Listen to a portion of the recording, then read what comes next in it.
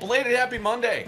It is August 4th here on the Pats Interference Podcast, brought to you by the grand, gleaming, and glamorous CLNS Media Network. And when I think of grand, gleaming, and glamorous, there's no one else in the Patriots beat I really think of aside from Mark Daniels of MassLive.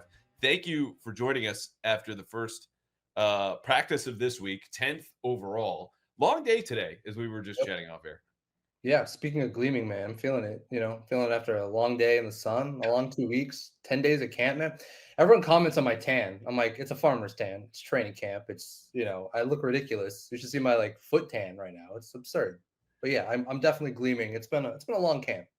Yeah, it's been a good camp though, and I appreciate you steering clear of the bald joke because that was just a layup from me to you, and instead of spiking it back on my bald head, my gleaming head, you were a good friend about that. So here's the plan today.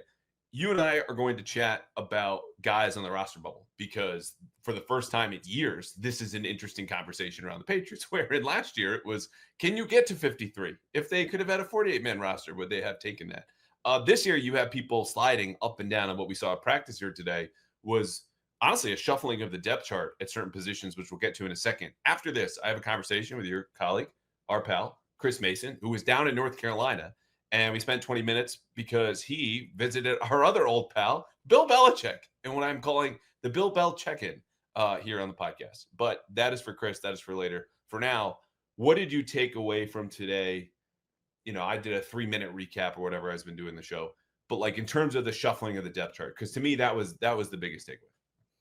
Yeah, the offensive line shuffling shocked me a little bit, and I'm talking about the second team. All of a sudden, Ben Brown, Garrett Bradbury's back, for those who don't know. So he's the starter to start practice, obviously. But Ben Brown, the backup center, all of a sudden is the left guard on the second team. That allowed Cole Strange to continue getting reps at center, which just tells me the Patriots don't see Cole Strange as a guard anymore. And if he's going to make the team or another team, it's going to be, they think it'll be at center. But the thing that shocked me, and maybe this isn't a big name, but Demontre Jacobs, the first 9 days of camp was the swing tackle. He was rotating in at right tackle, Morgan Moses. And all of a sudden it's Marcus Bryant. People might not know. He's a 7th round pick. He was, who was his famous teammate out of there? The a really good tackle. And I'm blanking on his name, but he played with someone in Missouri, Armand Membu. He played with Armand Membu last year in college, who was the 1st round pick. And Marcus Bryant is sort of an afterthought with that program. Pat drafted him in the 7th round. And today he's the backup right tackle.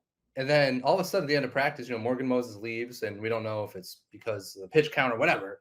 But Marcus Bryant, the 7th round pick, is the starting right tackle. I'm like, wait a minute, you have 3 rookies in the starting offensive line. You have a left guard, Jared Wilson has been great. Will Campbell has been up and down. And Marcus Bryant, who I would have never guessed would have taken a first-team rep in training camp. So, that shocked me, honestly. It's been a lot of shuffling in the depth chart. The offensive line, it's all over the place. Caden Wallace wasn't there. City So wasn't there. So they're hurting for sure. But, man, 7th round pick, the starters, the end of practice, I would have never predicted that, man. Never. That's a bold prediction that I would have not made. Normally cause for a 5-alarm fire, even this early in training camp, that your 7th round rookie tackle is getting starting reps. I would say it's not a 5-alarm fire right now. There's probably a 1 or a 2 because, any source of pessimism for the Patriots heading into the season, where there is a lot of optimism, people going, I'll take the over on 7.5 and 8.5, 9.5 wins, is the offensive line, which, like you said, already had 2 rookies, Marcus Bryant in there, because let's be clear, they are load managing Morgan Moses, who's 34 and going into year 12. They're not going to give him every single rep. He doesn't need it. He was also, by the way, undefeated in one-on-one pass rush after what's been a shaky start. But whether it was Bryant or the guys you mentioned who were not there today, City So and Caden Wallace, those are all bubble guys. I would currently have most of them out, but what we're going to do here is go in or out on a bigger list because this is evolving. Obviously, they haven't played a preseason yet, but I know for a fact the Patriots have a 53-man roster. If cutdown day was tomorrow and Mike Vrabel showed up to work at 6 a.m. and he had to hand in a roster at 6:01, he could do it. So right now, moving to a different position, which is also stacked with some slightly better names, but a reason to doubt the Patriots, wide receiver. Kendrick Bourne. You and I know this. One pass caught from Drake May until Friday's scrimmage when he catches another pass and gets hurt. Vrabel said today he's expected to be out for at least a week. I'll tell you this. I would not be surprised if he's out closer to 2. That said, if he's on the roster today, but you have to cut people tomorrow, Is he in or out on your 53-man roster? It pains me to say he's out. I think he's like the best guy to have in the locker room. He's such a good dude. That's it's not overstated either. He brings great energy, but I'll be honest, he hasn't. I don't think he's shown much. He's been with the twos almost all of camp, and as you said, 2 catches from Drake May through 10 practices. And the truth is, you think about the roster locks. There's 5. I mean, automatically, it's Diggs, Pup. I think Booty, Kyle Williams, and Matt Collins are making the team. So then it's like, all right, you take 1 or 2. And the pro of Kendrick Bourne is that what I just said, great dude. He knows Josh McDaniel's offense. He's not going to hurt you. I do wonder if your last spot or two, you try to throw a dart and go for potential. So for me, I say out. I would honestly take Javon Baker, which is a massive Wow. change in my opinion, because I think Javon Baker, what he's done the last 4 or 5 practices, it's like every day he does something, and I'm like, man, he has so much natural talent that I would keep him on the bottom of my roster. And I don't feel necessarily the same way about Jalen Pope, who I think still has to show more. But I think for me, keeping 6 or 7, I would lean towards some of the younger guys, just based up where this program's going. That's tough for me to say. I like Kendrick, but I would just say out. He looks a little slower to me this year, and he hasn't flashed as much as he had in the past. No, that's absolutely accurate. And I think your first point was the most salient one in that you could argue there are 5 roster locks, and I would agree with you. And they go Diggs, Pop Douglas, Kyle Williams, Kayshawn Booty, who had a great catch today to end practice. And it's not the volume with him, it's just his level of efficiency with those targets. Like he's more often than not coming down with them in key situations. And Spot today was in the red zone. And then Matt Collins, who, has only practiced twice, but he's running with the starters in the first walkthrough when he comes back, right? He's playing X. They're moving him to Z a little bit. He's been in the offense, yada, yada. He's ahead of Kendrick Bourne, and Kendrick Bourne has been practicing a whole lot more than him. So the only way right now, barring injury, that Bourne makes the roster, meaning other injuries, is the starting point is they roster 6 guys, which might not even be the case. And that speaks loudest. I would just a 52-48, yes. And not because I think any more of his performance in camp than you do. I just think sometimes the veterans, when you think, okay, so-and-so gets hurt, it's Booty, it's Diggs, or whatever, we need to have someone come off of the bench and produce. Yeah. He's built up more equity, not only just in the offense, but here producing where he's a little bit more reliable. That said, if they could flip him in a 7th or a 5th or pick whatever trade out of a hat that you want, I think that would appeal because they also feel okay about the guys behind him, some of whom you mentioned. Yeah. I agree with you. You make a good point. You know what you get in Kendrick Bourne, right? You don't know what you get, truthfully, in Javon Baker, certainly. You don't know what you're even going to get in Jalen Polk. And it's been really interesting to see even how the reps have been divvied up this year, because we noted like Jalen Polk, Javon Baker, and Kendrick Bourne really don't get much time at all with the ones. So it'd be fascinating to me just to see how many receivers they even keep, 6 or 7. There's a part of me hopes they keep 7, honestly, because I like those guys. It's like, can you afford to do that? Maybe not. We'll see. Yeah, his stock is down. That's where we can live this. Whether you would keep him on or off, he is much closer to the chopping block than people expected. All right, another former offensive starter. You hit on him earlier. Cole Strange might have to play center in order to make the team. And that's because otherwise he has been a left guard. And within the first 10 practices, he loses his job to Jared Wilson, who, credit to him, has been very good down practice today, but whatever. He's outperformed. The team is happier with Jared Wilson than they are with Cole Strange. And this is another case of a player that the Vrabel regime inherited and goes, we don't know you anything.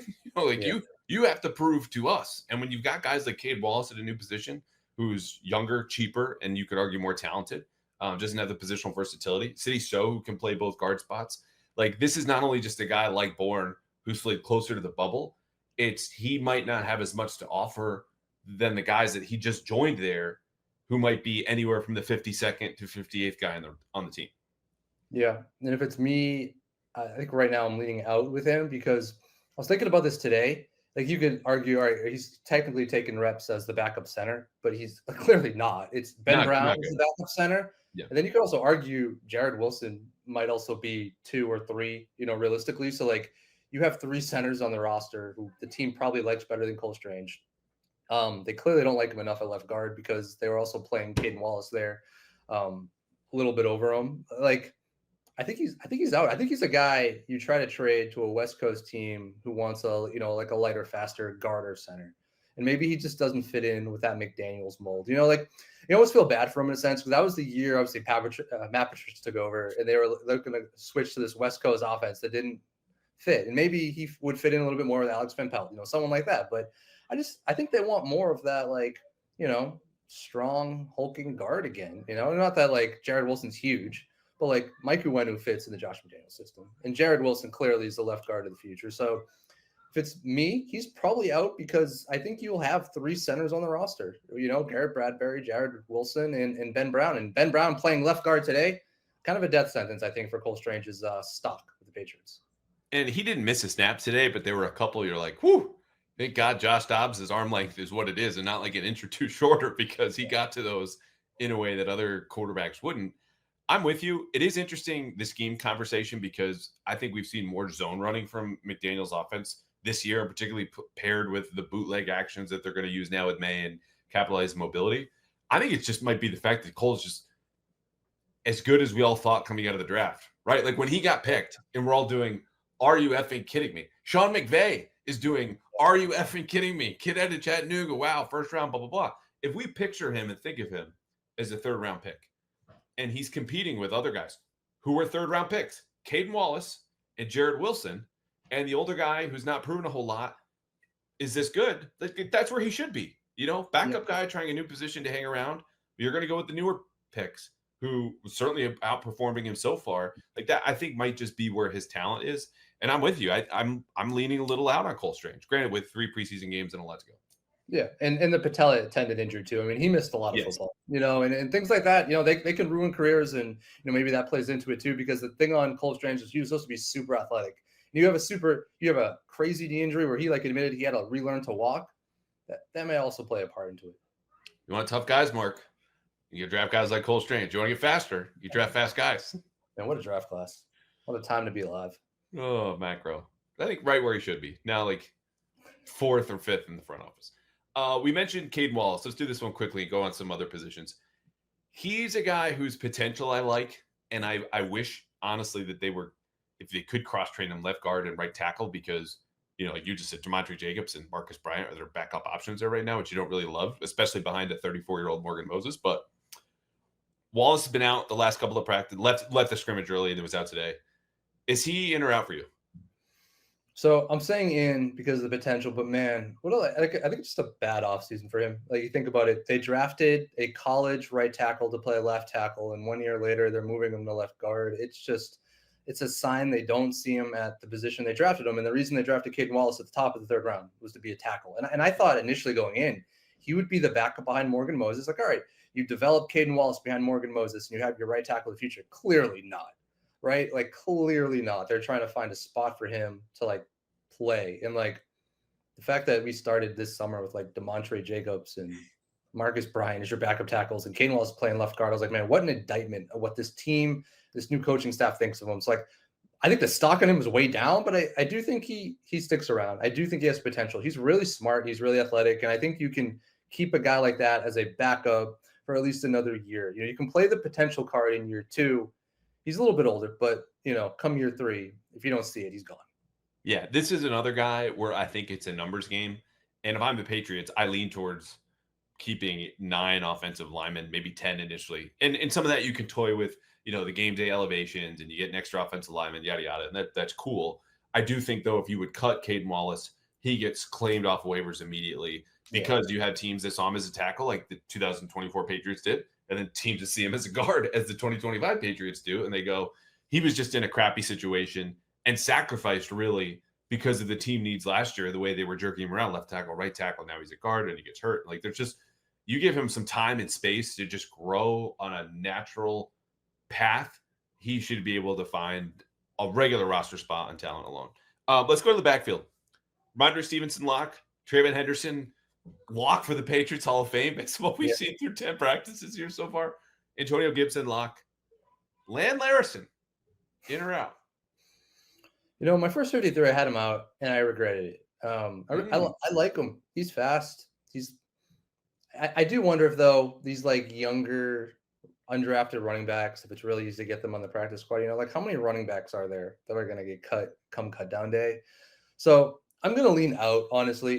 Granted, I don't know. This is a hard one. I'm like 50-50 on them. It's a terrible answer, but like I like their depth up front with Stevenson, Travion, and I like Antonio. I honestly have always been an Antonio Gibson fan. I think he can, he's someone who can just, he can break off a 70-yard run any chance. It's nice to have that. The question is, can you carry 3 running backs and have 2 on the practice squad? I would argue you can. So I guess for this exercise, I'm going to say out. I'll stick with my 53-man roster I put up today, yesterday, whatever the day it is. So I'm going to say out. I like him, though. I like his potential. He's one of the guys I can't wait to see come the preseason. I could see him, kind of popping off and fans really liking him.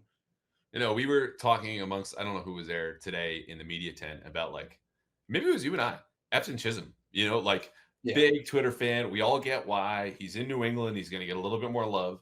And he had one spectacular grab today. No one is taking that away from him. He also had 3 other targets, and 2 of them were broken up right in front of him. The other one sailed wide, and the last one's not his fault. But in terms of like the body of work, that's a guy not making the roster. And with Lan Larison, I think what he needs to show, not me, but to the coaching staff, if he's kept as a 4th running back, is a little bit more on special teams. Like, we can count on you to be a core guy in the way that they are with guys like Christian Ellis and Jack Gibbons and Jalen Hawkins, and even Marte Mapu's in the mix as like a personal punt protector. I also have him out for the reason that you just mentioned. And I think it's one that, we get so into the weeds and fans get so into the weeds on the Patriots, and the roster projections. And you can tell me the 4th string center. And sometimes I forget. When you zoom out and consider the league's perspective on guys like that, as you just said, undrafted running back, what are the chances we couldn't just bring him back? And he would be like, yeah, I want to sign with the team that gave me whatever it was in guarantees. It was pretty high coming out of college. And I've been coaching and I like it here. Why do I want to move? And if it's up to him and he doesn't get claimed on waivers, yeah, you stash him. And when someone gets hurt, because the running back inevitably will, that's an easy promotion.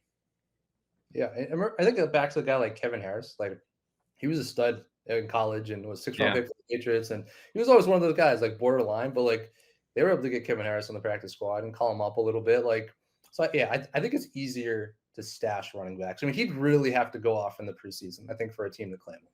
Yeah, that was the other part of my Efton Chisholm thought, is that Efton takes a 30-yard punt return, and we're all talking about it on Saturday or Monday, whenever we reconvene. Lan Larison rips off a run. He had a touchdown run on the scrimmage like that. That's a big stock soaring. We're talking about him a lot more than we are right now. Efton Chisholm, in a way, this is a bad comp. It was like back in the day, Patriot fans were nuts about Austin Carr, who in training camp was like a white, slower slot receiver.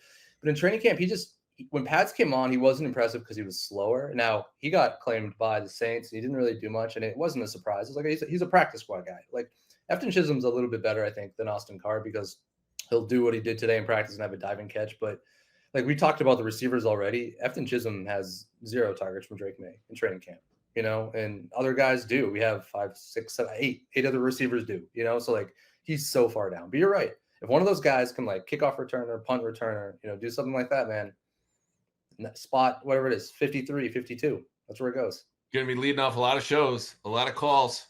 Someone in Revere or somewhere else. Just, I don't know, there's something about the kid. Give me Lan Larison. Let's go to corner. Christian Gonzalez lock, Carlton Davis, if he ever appears in material form somewhere in the practice field. Marcus Jones lock, Alex Austin lock. Marcellus Dial gets hurt today and would look like, at least to me, I don't know about you, potentially, underscore, potentially, serious knee injury. Left leg was down for like 2 minutes, gets carted off. Which brings me then to DJ James, who would be, in this scenario, their 5th corner, whereas before that would have been Marcellus Dial, who had been okay on the outside to bad, but decent as a backup nickel, and your starting gunner opposite Brennan Schooler. DJ James, in or out? In, man, in. Yeah. I like him. 6th-round pick for the Seahawks a year ago, landed on the Pats practice squad. I think a lot of us honestly forgot about him. He's got good ball skills. He in the final 2-minute drive today, he broke up a pass on Drake May while covering Kyle Williams, and that sort of speaks to what he can do. I mean, I think for a backup, you may have found a little, like, I call him an under the radar gem. I like cornerbacks like that. He's hilarious too, Andrew. Like, he talks about himself in the 3rd person. I am in. Yeah. He's like DJ James sees the ball and gets the ball. I'm like, yeah, man, make the roster, please. I want to talk to this guy some more after games. But like, it's been interesting because someone I didn't think about has slowly climbed the roster, slowly climbed the depth chart. Like, all of a sudden, him and Alex Austin are the two backups, and I think he's surpassed DJ James has surpassed like Isaiah Bolden, for example. And Yes. I think he's a better cover corner than Marcellus Dial. Marcellus Dial is probably a better core special teamer though. So, but I like DJ James, man. He's hilarious, and I think he makes the team. Dial's injury brings me to Terrell Williams, who we should just mention quickly today, even though everyone just tweeted about it. Left practice early. Their defensive coordinator was away for a long time in the offseason due to the still unspecified medical leave, which you could read into his comments and deduce it's probably one of a couple of things we won't do that here. The point is treated for dehydration, and seems to be okay. We will see about that tomorrow when they have practice again. But just one note, and of course, we wish well for Terrell. DJ James, I'm with you. I think he makes the team. I think Dial's injury changes that for them. He is a more natural cover corner, whereas Dial is probably a better athlete. But for now, the way he's running with the starting defense, which is, of course, due to injuries, right? That's reason number one. But number two, to your point, like he has left Isaiah Bolden, who's been around and is also a super athlete and not playing quite as well as him. So he's in for me. Let's stay in the secondary and do two at once. Because I think when you look at safety, there are obvious locks. Kyle Duggar, by the way, taking second team reps, a lot of them today. Jabril Peppers, Jalen Hawkins, who's absolutely making the team. Craig Woodson, that's 4. If you want to count Brendan Schooler, we're already at 5. Del Pettis or Marcus Epps?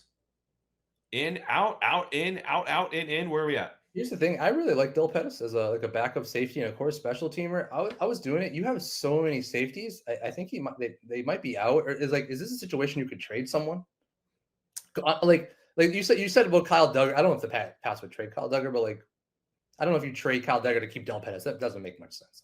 I'm being an idiot, but I like the safety depth and so much that I'm like I like Del Pettis, but I don't know if I can keep him to be like safety number 5, or like a core special teamer. Maybe if it's me, I'm probably keeping the extra receiver just because I like receivers and I want the potential, but.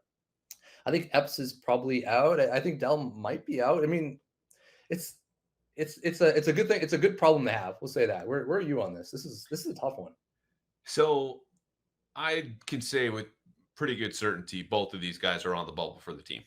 And with that in mind, I still think they're fighting for one roster spot because, all it takes is one injury and whether it's Hawkins on special teams or Craig Woodson, the rookie, like you'd like to have a good, heady, reliable fourth safety. Mm-hmm. And you have that right now, but inevitably you might need a fifth. And in worst case scenario, he's just a healthy scratch, right? Like useful player. If you keep Pettis, it's developmental. If it's Marcus Epps, it's a development thing. My point is that I just have not seen enough from Del Pettis in this system to go, they'll pick him now as of August 4th. Over Marcus Epps, whom they signed, even though Epps absolutely could be cut. There are no cap penalties that would prohibit them from being like, sorry, thank you for your time. I'm just going to lean the veteran very, very slightly because I do think they keep 5, 6 if you include Schooler because of the way that they're going to use it. And they play a lot of base nickel or big nickel. And that involves a lot of safeties. And these guys are at least average, like I'd rather have decent football players than be hanging on to a fourth running back I don't totally believe in. Yeah, I agree with you there.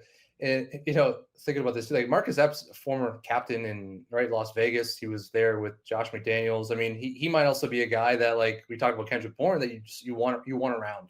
You want in the locker room. Maybe he's that type of guy that Vrabel is trying to change the culture here clearly, and maybe Marcus Epps is a part of that. Yeah. Okay, I have 3 players that I want you to pick one from, and then we'll go around the depth chart and see if we missed anybody else. Here are those 3 players.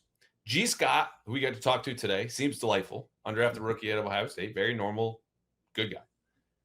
Jalen Polk, who we are familiar with. And honestly, if I was good friends with Jalen, I would say stay away from Mark Daniels. That man gets all the worst quotes out of you. And we appreciate it to get to know Jalen and just wrong season. And then Truman Jones, who's a Harvard kid, Chiefs last year, second-year player, who started or got a couple of reps when Harold Landry was sitting at practice on Wednesday. And Mike Vrabel had a big embrace for him before that practice started. And that was, hey, go take your chance today. He's been decent in one-on-ones. So Truman Jones, G. Scott, or Jalen Polk, who do you want to talk about? Man, when you first said it, I was going to say Jalen Polk. Truman Jones is interesting to me because, like, who backs up Keon White? And, like, for those who don't know, the defensive end of Mike Vrabel's system is pretty specific. It's players sort of built like Keon White. There's just not a lot of them, and I guess you could argue one of the defensive tackles could do it. But I do wonder if Truman Jones, offseason award winner, good dude, coaching staff likes him, can sort of fit in there and give them, a backup they like behind Keon White. Whereas Jalen Polk, you're talking about receiver 6 or 7. G. Scott, you're talking about receiver 3 or 4. So I think there's more potential for Truman Jones to help out in a backup role than the other two guys. So I'll go with the Harvard grad. I'm with you. I have him on. G. Scott is closer to me than Jalen Polk, and it's just as simple as on-field performance as well as his availability, and just didn't see it. Like it's not jarring. Jarring is overstated. Surprising to me what we saw of Jalen Polk last summer. Capable, seems like a normal, regular, fits here NFL receiver. And then everything we've seen since was nothing like we saw in training camp, which maybe is a lesson, maybe it's not. I don't know. Point is, I'm taking Truman Jones as well. G. Scott is closer. I would leave him off, though, because I think to the point about the undrafted running backs, like no one's clamoring for G. Scott pending his preseason performance, which could totally change all of this around. And I would say the Patriots have no options with their third tight end right now. Like, if you don't want G. Scott, I'm not positive you're taking Jaheim Bell. Jack Westover is like playing fullback now because they all meet in the same room and they're taught when they have regular fullbacks.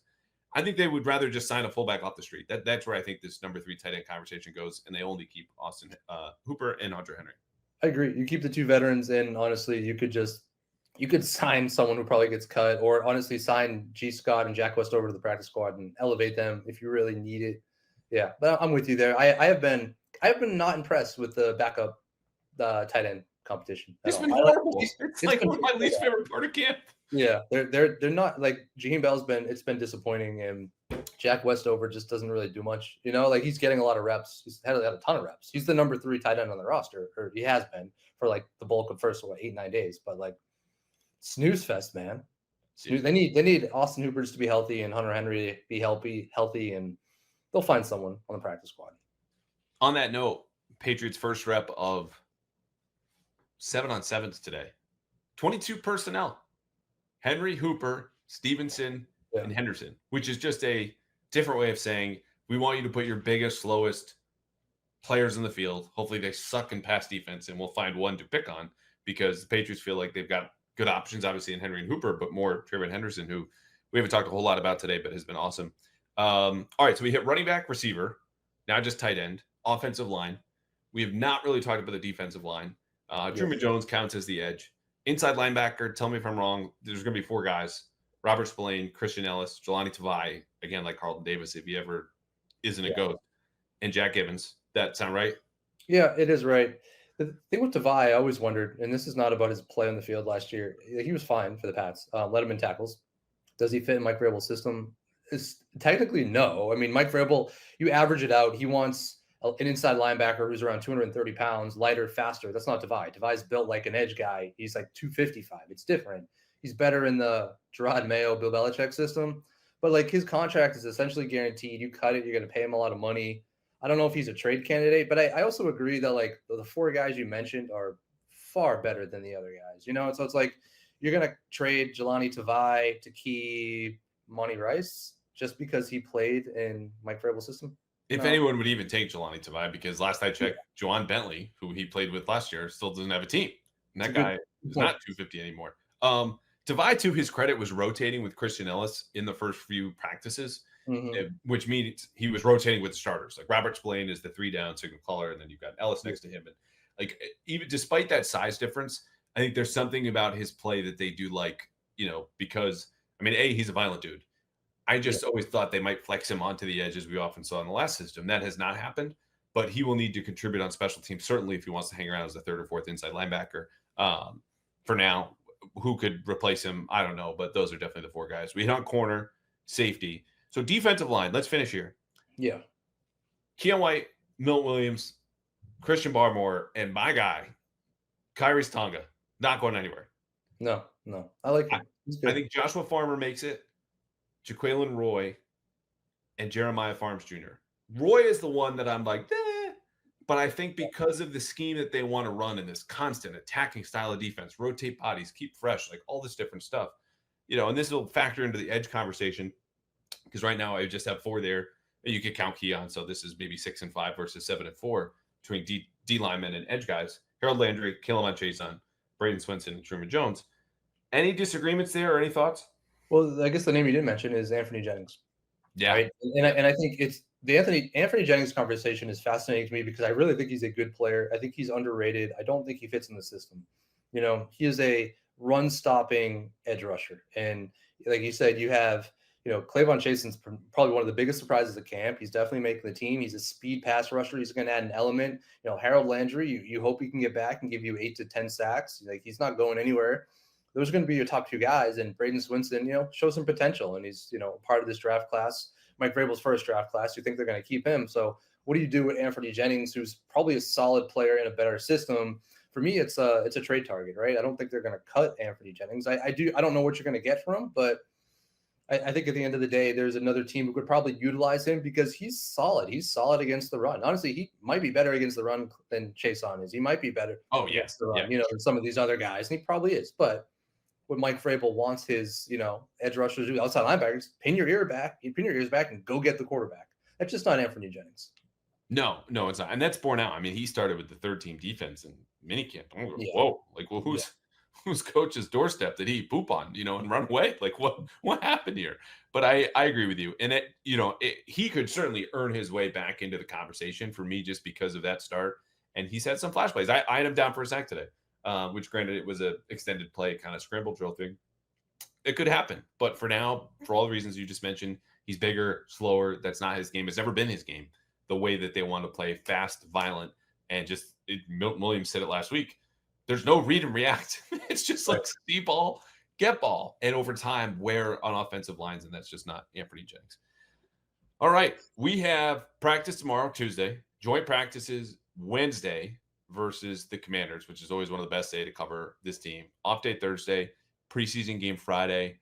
Anything you could pick a day, a practice, a game, with a parting thought or shot about what we're going to see and it should look for from this team? Man, I hope Drake May plays better. I hope he plays better. I think he finished practice 3 of 11 after he started 8 of 11. Had a rough in-practice stadium on Friday. I want to see him do it against the Commanders in joint practices. The preseason is sort of whatever. I'm always fascinated, Andrew, the joint practices, how these guys actually look against other team starters, when they're actually really trying. Preseason games are sort of whatever to me. But like, man, I can't wait for the joint practice on Wednesday. And I hope, Drake May takes a step and has a consistent day. Yeah. I called him Drake Meh on my last episode. Fair? It's very fair, man. He like flashes and you see it. And then there are days like today, he goes 6 straight passes, not a completion. You're saying, man, and we noted Carlton Davis is not playing. Christian Gonzalez is not playing. Marcellus Dial left. So it's like, come on, man. Your corners are DJ James and Alex Austin. There was like a play today. Marcus Jones is covering Matt Collins in the red zone. And I say to Karen, Drake just has to go immediately. And he throws them basically to a point where Hollins can't get his feet in bounds. Yep. You got to have those plays. You got to have those matchups. And Drake May needs to be a little bit better. And, so what I'm looking for, man, right there, Wednesday, joint practice, go off, Drake. Go up against Jaden Daniels on the other side. Just go off, kid. It's going to be a lot of fun. I think there's going to be some fun yapping. I don't know. I presume they're healthy. I hope they're healthy. Jonathan Jones, Cedric Wise, old Patriots coming back. White, by the way, pretty strongly insinuated he was going to pick a fight with them, but he shouldn't be on the field at the same time as either of them. Both of them are going to be playing defense. You don't know entirely what Keon's thought process is or whether he's serious or not because he's just so GD serious all the time. That's what I have my eye on because we will not be able to shoot video of that if that fight happens or anything. But I'd be curious if, Jay Jones, especially with the experience of practicing against Drake, maybe gets him once or twice because, frankly, the interceptions do not bother me as much as some of the conservatism. And I think it's wise to play the long game like it seems like Josh McDaniels is, to just instill this discipline and protection of the ball at all costs. We're going to be a defensive team. We want to run the hell out of the ball. It's the only thing our offensive line should help us be able to do. Lean into that. And yet, that's not who he is. That's not his game. So I don't think you can check that box and be like, okay, yeah, now he's a good, as we would say, passer of the football, protector of the football, right? Yeah. But I think those flash plays come with a little bit of risk that so far he's not been willing to take. And granted, the accuracy's been scattershot. These are not mutually exclusive. But I don't know. I want to see a little bit more of the old Drake, and maybe we see at the end of camp like we did last year. When the first 3 weeks, everyone was going, Seriously? Right. Yeah. And the hero ball stuff, I get it. It can get you in trouble, but also there's some special moments. Yes. Come like man. I just had a thought, man. One thing we did not talk about was the kicker battle, which to me Mm, has actually been really good this year. yeah. I don't think Andy Borregales is going to lose this battle because he's been really good. But like Parker Romo's been impressive. I actually think the Pats have like 2 NFL kickers on their roster, which has actually been kind of fun. Is Parker Romo missed? I know he was bad in the spring. See, I think Mike Reese had him down for a miss. I have him down perfect, so there might be a little. But I asked Alex Barth after practice today, and I think me and Alex both have him perfect through training camp through Yeah. 10 days. There are a couple kicks I checked in on, like this was something serious at kick and training camp, that even upon replay, the team said it went over the upright. So like at that point, it is the eye of the beholder, and the beholders are not there because for the most part, they don't have NFL referees down below looking up, being like, oh, that was good or no good. So whether he's perfect or not, he's been better than Borregales, who has not missed a kick to his credit in the last week plus. But yeah, I'm with you. I don't think people care a whole lot. They're just like, tell me the kicker come week 1. Yeah, This right. is the best case scenario. Like this is going very well for the Patriots, that ultimately you have to make a hard decision because both guys have been really, really good. The kicker battle has been more entertaining than the third string tight end battle for sure. Hands Yes. down, man. Yeah, no question. All right, here's Mark Daniels. Read him at MassLive. Follow him, of course, anywhere that you can. Appreciate your friendship. Appreciate you coming on. And now we have to pivot to a guy I wish I could even say I was friends with, which is Chris Mason, your colleague. But we'll do our best here. Good luck, man. Good luck. See ya. Prize Picks is back. Well, to be clear, it didn't really go anywhere. But we know most of the sports have, right? Patriots still not playing. There's no football, no basketball, no hockey. But baseball is here. And thank goodness for this, because I'm on vacation. Still playing Prize Picks, America's #1 daily fantasy sports app, and the best place to turn your sports knowledge into cash. With millions of members, Prize Picks has made daily fantasy sports accessible to people who have never even played fantasy sports. Because here's how simple it is. I'm watching the Sox on Tuesday at home, and I think Cedar Rafaela, who's on fire, or Jaron Duran, who's not, or Raymond Anthony, who's really coming into form, will have a certain number of hits or runs, or maybe a home run, or Walker Buehler's going to give up a lot of hits, but maybe bounce back. Boom! Those thoughts, those takes turn into cash, but only at Prize Picks. And here's how it works. All you have to do is build a lineup of 2 to 6 players. Every player comes with a stat. It could be hits, it could be runs, it could be walks. And we get into the football season, yards, touchdowns, you name it. They've got more stats and players than you can think of. You look at that player, you see their stat. You pick more or you pick less. And you do this for 2, 3, 4, 5, or even 6 players. Lock in your lineup, and that's it. You can win cash. Withdraw it via Venmo, Apple Pay, however you want, quick and easy deposits. Again, you can mix players from sports, different games, teams, whatever it is. The best place to win cash while watching sports. So don't wait anymore. I haven't, still playing all summer and will straight through the end of the year. Download the app today. Use code CLNS. This is the best part. To get $50 instantly after you play your first $5 lineup. That's code CLNS to get $50 instantly after you play your first $5 lineup. Prize Picks, run your game. Okay, as promised, the best name segment I will have on this show all year, the Bill Belichick-in with Chris Mason of MassLive. Back from North Carolina. Did you fly back this morning, Monday, last night? Well, where you been? I flew back late Saturday night.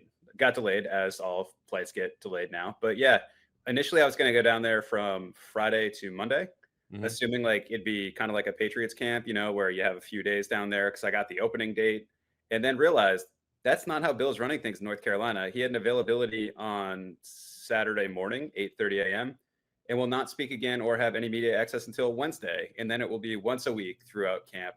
So he's shut it down there. So yeah, I called an audible and flew home Saturday night instead of staying in deserted Chapel Hill for 3 more days. Smart. So in his press conference, backtracking, I teased this at the beginning, but the point is for everyone to read the story. Quote, can 73-year-old Bill Belichick conquer a new frontier at North Carolina? This is Chris's story. You should read it. I've read it twice, and it gives you a look at what things felt and looked and sounded like at his first day, first practice, first press conference on Saturday. So that was, you go down Saturday, let's do it this way. You just take us through the moment you stepped on the plane at Logan to the moment you stepped off the plane at Logan and came home. Like, tell us everything about what happened down there. Sure. So I got in Friday afternoon and wanted to, I've never been to Chapel Hill before. I wanted to walk around. I wanted to see what is it like there. had a lot of recommendations. You know, he was like, stop here, stop here, stop here, stop here. And I was like, okay. And he was giving recommendations as if it was going to be like October, not early September where there's nobody there. But I mean, that's kind of what it was. Chapel Hill was going around to, you know, a few of these different restaurants, bars that are supposed to be really famous. And they had like maybe a dozen people, not a lot going on. You know, it's a quiet time of year there. So I was like, okay, check that out. I'm sure it'll be really lively when I go back in a month for the opener. You know, it's going to be a different scene, but now not a whole lot going on there. And so then Saturday morning, I decided I stayed at a hotel that was probably like a 20-minute walk from the facility because I also wanted to walk there the next day and try and really get a feel for, you know, what Chapel Hill is like, what it's going to be like and everything. Walked over there, went past, they have a fraternity court, it's called, that just had Natty Light and Coors Light cans everywhere, like clearly next to a beer pong table that had been used the night before. I was like, okay, this is a little taste of the college town here. Are we sure that was not a lasting shrine to our mutual friend Chris Cotillo? Just the cheap beer strewn everywhere carelessly, as we surely know that he was back in the day. It sure could have been, and it looked like. I mean, when I walked back later at like 1 p.m., the beer cans were all still out there. So who's to say they haven't been there for years now? Thanks to Chris Cotillo. But yeah, got to the stadium and it was interesting. The first familiar face that I saw like on the stadium wasn't Bill. It was Drake May. They had a big like Drake poster and a big Sam Howell poster side by side with some quotes about, you know, Tar Heel football and everything. And I was like, okay, it's kind of interesting. Probably got there like a half hour early for Bill's press conference. We could not get into the facility, even though there were a ton of people in there. So a bunch of reporters were just like hanging in this like little area that was way too hot. So that was fine. And then, 8:30, Bill comes out and it was really standard. It was really, really similar to a Patriots press conference where, you know, he has his opening statement, talks about how, you know, they're going to be easing into things with the first day of camp. And it's, you know, one of those probably 3-minute statements that's just going on and, you know, touching a few different things. Then he fielded questions for maybe 15 more minutes, if that. It might have been a little less, but it's interesting there too, where like it's a totally different media corps than in Boston, where because it's a college town, one, there's like some student journalists there, and two, there's a lot of like inside Carolina type places where the media members are wearing like UNC garb to this press conference and a lot of Carolina blue and stuff. So it's different speed. I would say it was probably like half of them like that, and then half like normal, more expected journalists there. And yeah, Bill answered questions. Did he recognize you at all?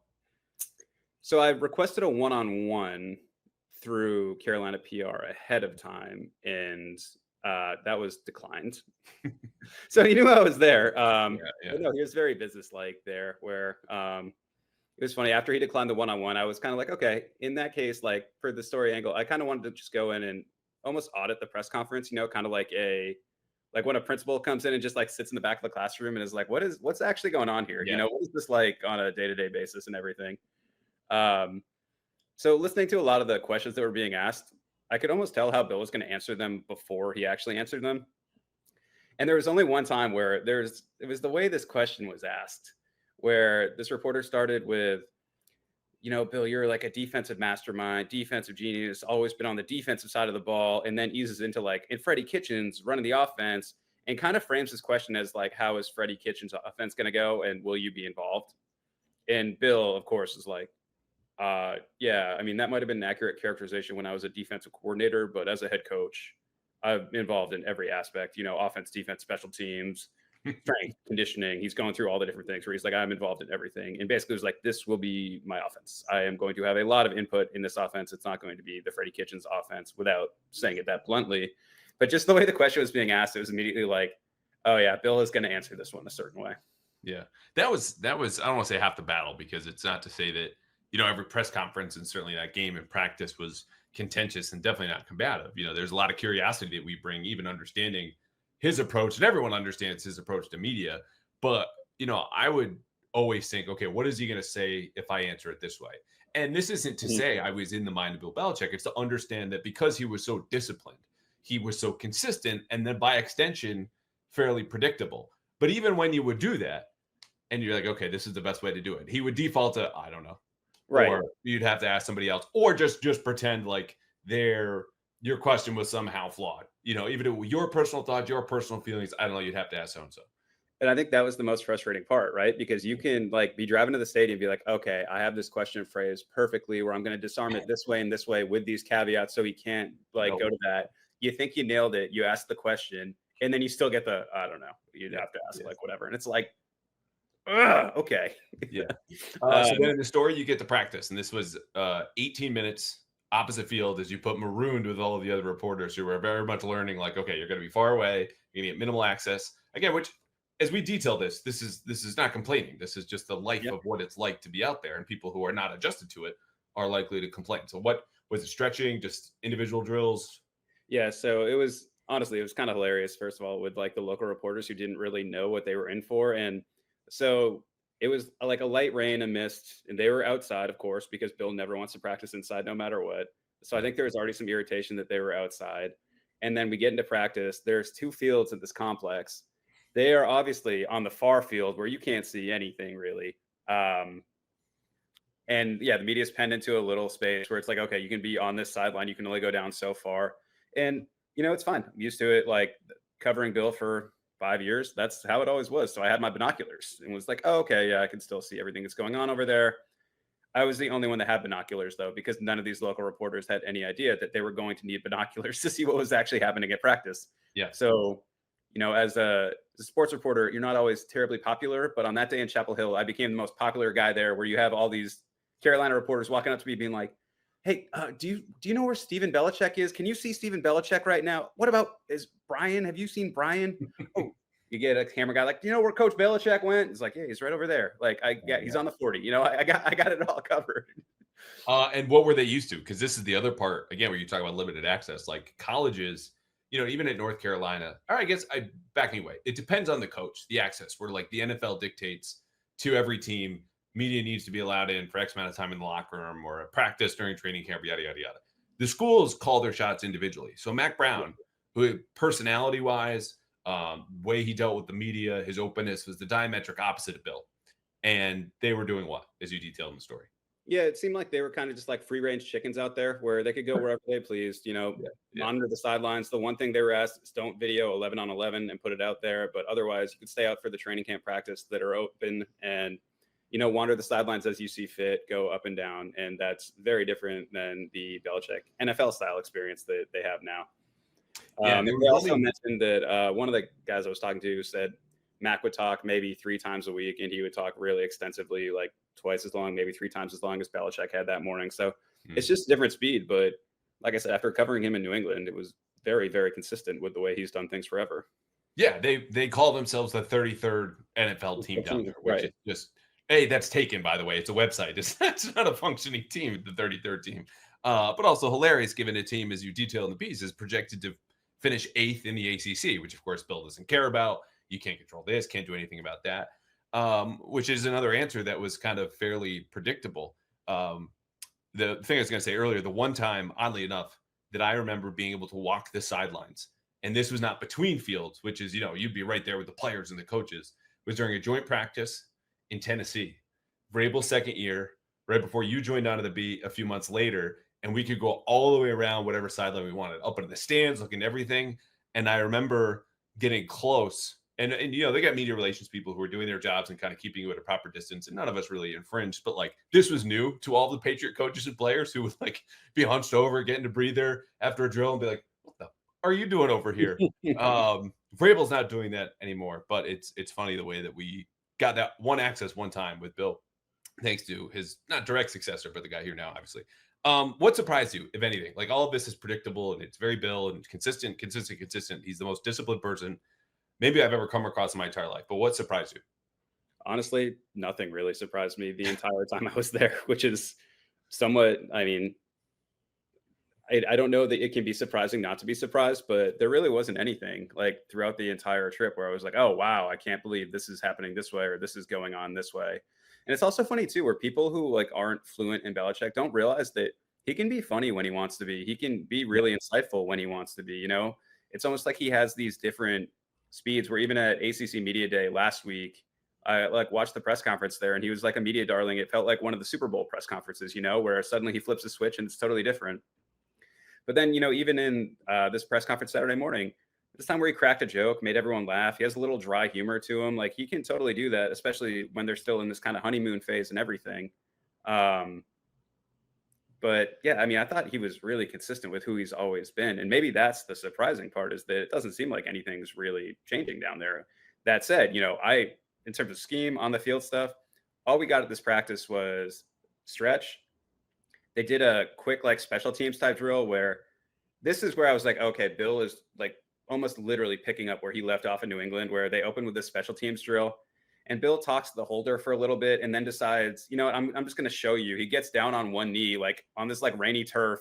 And the next rep, he is just orchestrating it right from the middle of the rep in the holder spot. It's like, okay, yeah, this is Bill, still very special teams oriented, still wants everyone to know, like, he's still a coach at his core. And then they just had an individual, like normal individual periods after that. And then everyone got kicked out. So you didn't get to see anything they were actually doing, Mm-hmm. So maybe there's a whole new scheme coming. Maybe there's something that's going to be shocking against TCU. But otherwise, like the way he's handling things, the way he's running the show, it's all very, very familiar.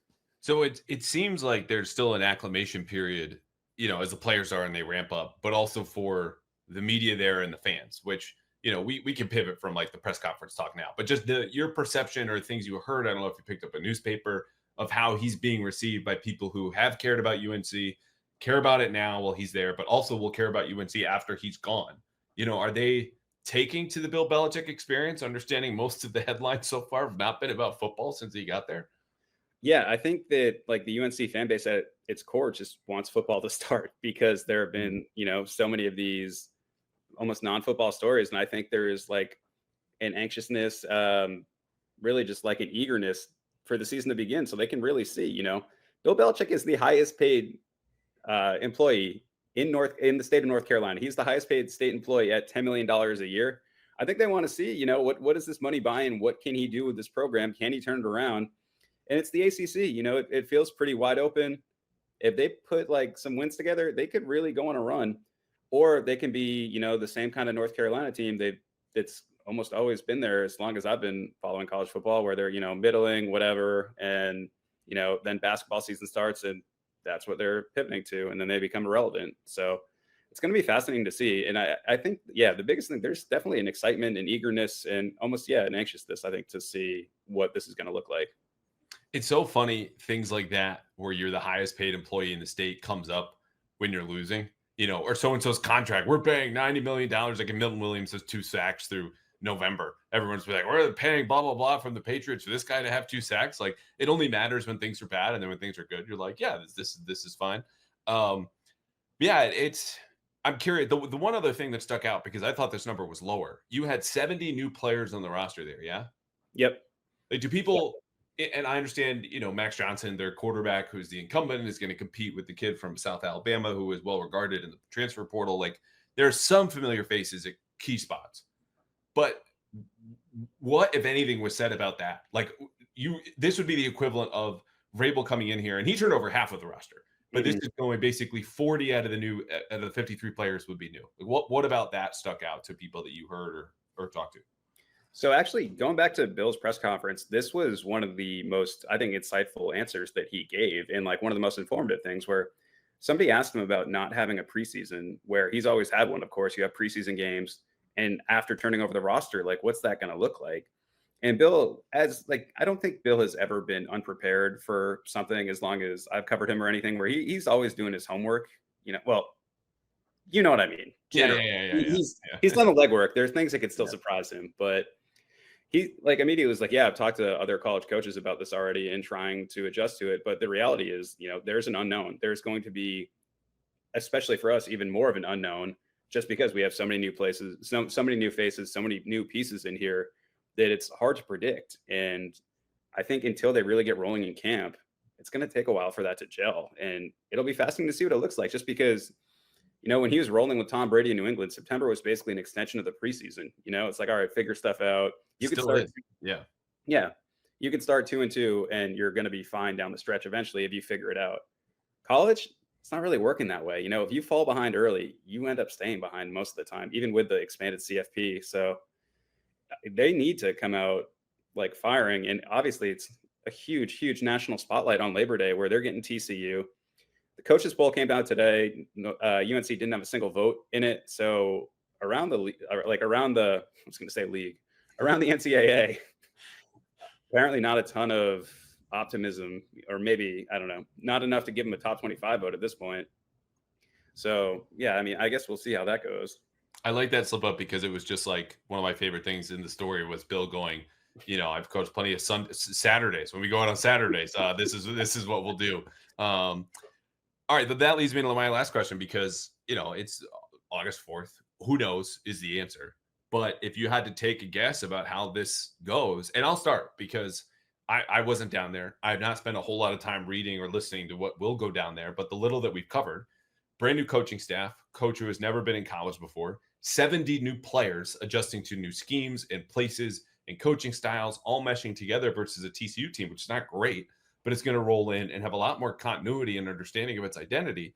I think this is going to be a rough start for North Carolina. That might probably ends up like 500, maybe 5-7. And the newness of the roster gives you another year. He signed a 5-year deal. It's effectively a 3-year contract. But there's just not a whole lot here I see, even when you just go by the stars of the roster and recruiting and people know who have been in college football forever, or even just a couple of years, like the talent is the talent. That's never more true than in college because the gaps are wider than ever. And North Carolina's on the wrong side of that gap. So I think it'll be a rough start. I think we'll get one big win. We go, okay, that was a Bill Belichick win, an upset. But beyond that, I think this is going to be rough. Well, and it's fascinating that you say the talent is the talent, right? Because in New England, that's ultimately what led to his downfall. Is the roster he put together was really bad at the end. And so how is this roster going to be in North Carolina? Like, there's no doubt he can coach, but how's it going to be? Ultimately, for a prediction, I think they'll be bowl eligible, but they're not going to go to a good bowl game. I think you're looking at like a 7-6 type, like, okay, they're going somewhere. They might be back at the Fenway Bowl, like that sort of thing. But I don't think they're going to win the ACC. I don't think anything like that will happen. I think they'll be competitive, and then next year will be the real litmus test. Like, have they improved Ken with like a full offseason, or does Bill try to jump in, go somewhere else, switch? I don't think it's going to happen at this point. After being down there, he seems pretty entrenched, but you never know. Yeah. It's interesting. I'll be rooting for the Mayo Bowl. I don't know how prestigious that is, but we know that the winning coach just gets absolutely dunked in elements, and they don't really have a choice in that. So I mean, in North Carolina too. It would also just be hilarious for Bill to win the Mayo Bowl after the way things played out in New England. Well done. All right, he's Chris Mason, MassLive, pal. Thanks for taking some time, and honestly, I hope you go back. You get to free range of a lot of different places and travel and stories, and who knows? If I'm totally wrong, dead wrong, if they're 7-0, 8-0, could happen. I hope you go back and have another story for us. Yeah, hey, I'll be back for the season opener regardless. I booked that flight earlier, so nice. Oh my god, I can't wait. And I'll say this too before we go. Like, there's a real fascination, which I think can go unsaid. But the reason we bring him up is obvious. He's the greatest coach of all time. Huge seismic change going down to college and flipping over the whole program. Even if I'm doubtful that this goes well, I'm absolutely fascinated in a neutral sense to see how this goes. Like, this is it's an unprecedented story. It is, and I mean, almost one of the most compelling parts is he's 73. He's at a point, where a lot of people are either retired, they're winding their careers down. He's putting more on his plate. He's saying, I'm going to try something totally new. I'm fascinated to see how it plays out. I think, it's really compelling either way. Yeah. All right. You can read the story. Can 73-year-old Bill Belichick conquer a new frontier at North Carolina? You'll be back down there in a month. In the meantime, thank you for your time, sir. You got it, bud. Thanks for having me.